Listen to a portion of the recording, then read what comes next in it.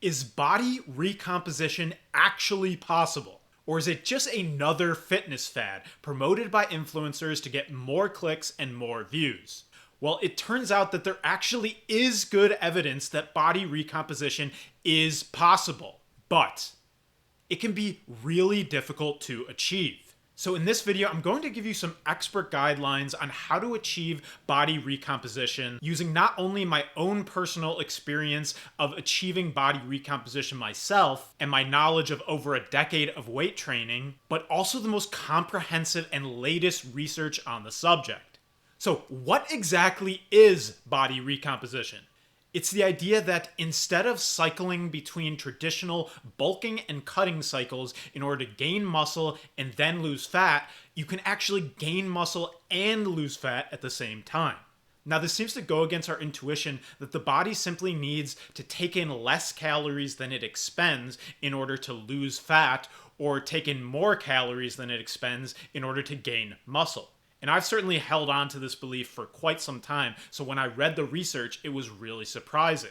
But in fact, the research seems to indicate that it is more complex than the simple energy balance model would have us believe. There exists a substantial amount of data now showing that muscle gain and fat loss are both possible while in a caloric surplus. Now, the mechanism of how this is possible is still quite unknown to science, but there are several variables which we now know of which affect the ability of the body to recomp. So what are those variables? And how exactly do you achieve body recomposition? The first and most important variable in how to successfully recomp is to do what's called concurrent training. And this means doing weight training alongside aerobic training, which just means cardio basically. Now, in order to maximize your recomp effects, it's recommended that you weight train at least 3 days per week. Now, 3 days per week is definitely going to be sufficient for most people to gain muscle. And if you want to hear more about that, then watch this other video where I give the case for working out 3 days per week. But it is ultra important for body recomposition that you also are trying to achieve progressive overload, which is slowly adding more weight and or more reps with a given exercise over time. This is the key to muscle growth in general, and it is an absolute must-have for body recomposition purposes.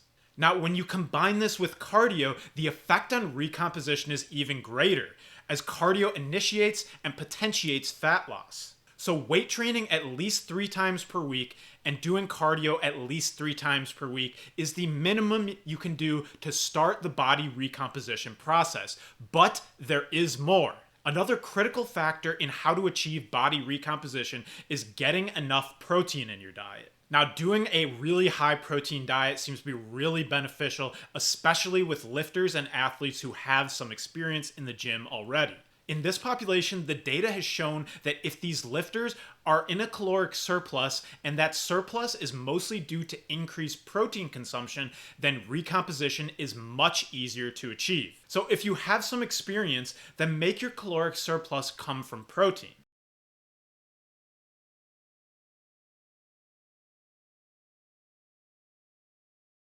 Now, newer lifters will have a much easier time gaining muscle mass and losing fat, as they still have newbie gains to make. Additionally, lifters who start off with higher levels of body fat may be able to recomp easier because having these fat stores can actually help with muscle gain. Now, in order to achieve body recomposition, the recommended protein intake is greater than 2.0 grams per kilogram per day.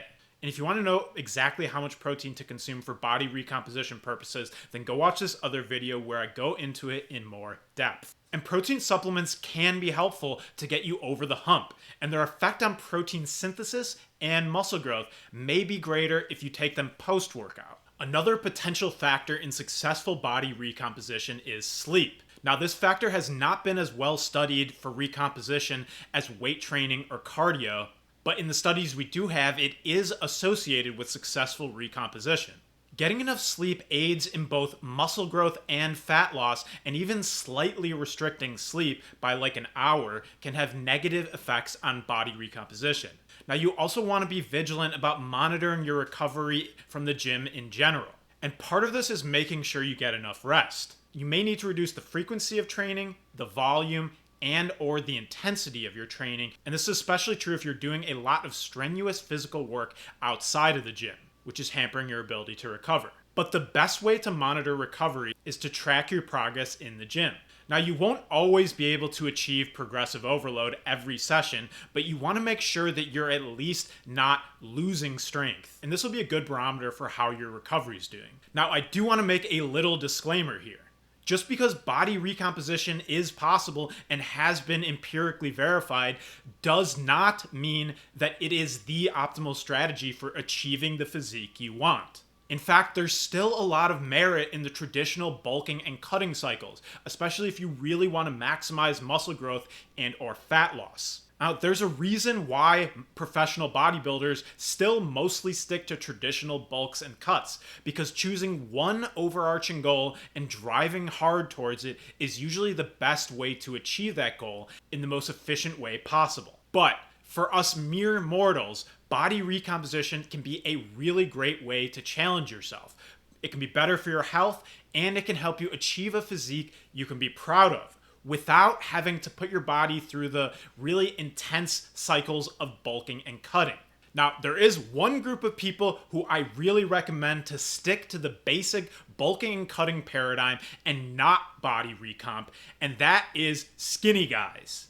Skinny guys need to focus totally on building muscle, which means bulking in a very focused and hardcore way. So if you are a skinny guy who needs muscle building advice, then go watch my video where I lay out how to build muscle for skinny guys in 5 simple steps.